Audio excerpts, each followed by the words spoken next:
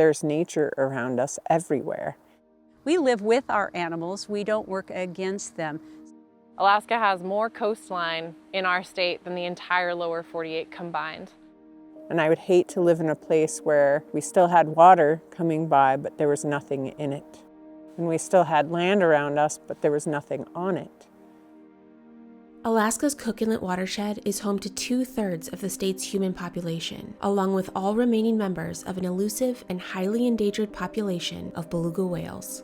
There are 5 populations of belugas in Alaska. The only one that's endangered is Cook Inlet belugas. Us as Alaska residents feel very strongly about our belugas. I mean, imagine another place that you could drive on the road system in the largest city of the state and see an Arctic species. And we have them right in our backyard. There was a time when it was documented that you could almost walk across Cook Inlet on the backs of belugas because there were so many in the inlet. And then now there's so few, but I feel really special to be able to see them when we can. So if the belugas are healthy, then the whole system is healthy, and the other way around. If the whole system is healthy, then the belugas are healthy. And Cook Inlet is probably the only place in Alaska for sure that they have this much human interaction. And so these whales are kind of iconic around here. They're so special to the area. They've been here for so long, and you see Cook Inlet beluga whale street signs, you see Cook Inlet beluga whale statues and information boards at all little spots where these animals move throughout the inlet.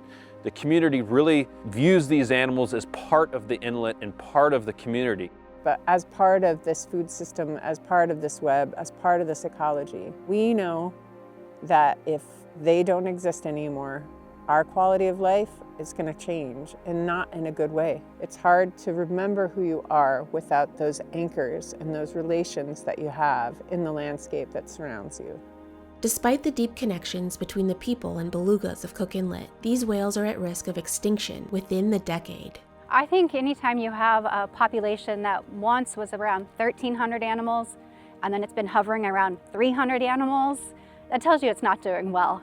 Cook Inlet itself is very contaminated. It's not a healthy water source. Cook Inlet belugas don't leave Cook Inlet at all, so they're constantly living in this unhealthy, contaminated environment, and so is their food.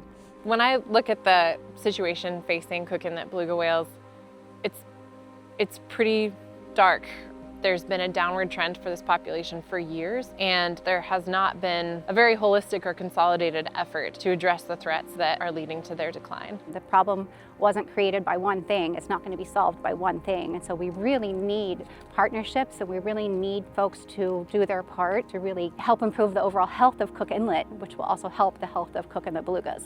For decades, the people of Cook Inlet have been joining forces to protect the belugas, but the challenges they face are complex. Issues like pollution, lack of prey, oil and gas exploration, and increasing marine vessel activity require change at a much larger scale. The Marine Mammal Protection Act, or the MMPA, is a half-a-century-old bedrock environmental law, protects all U.S. marine mammals. It ensures that these marine mammals are federally protected and that their populations can recover, or that the federal government tries to reduce threats to ensure that these populations can recover.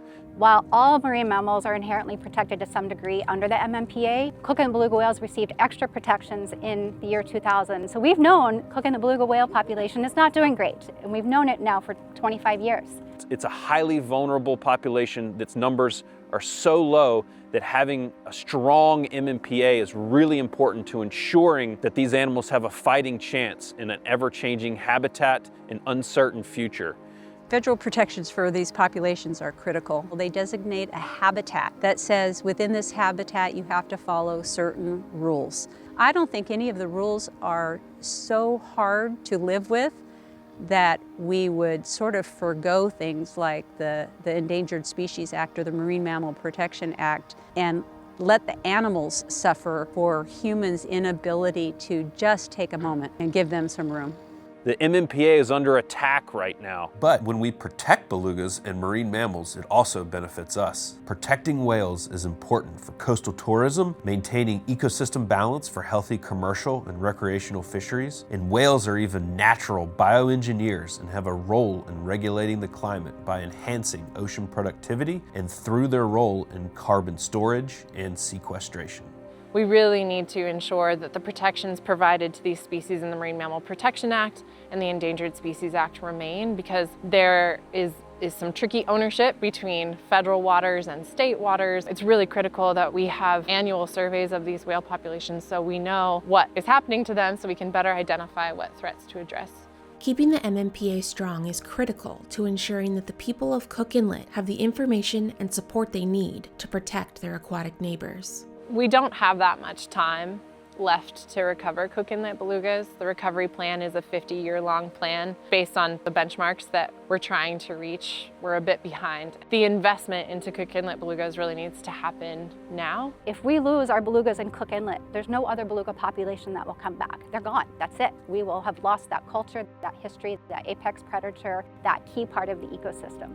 So it's really important to keep the MMPA around to protect the longevity of the species. So having a strong Marine Mammal Protection Act is key to not only ensuring a possible successful future for Cook Inlet beluga whales, but all marine mammals within the U.S. While that can seem overwhelming when we talk about landscape scale conservation, to me it's really hopeful because it really doesn't take that many people in each community to make a huge difference for all sorts of species, but especially Cook Inlet beluga whales.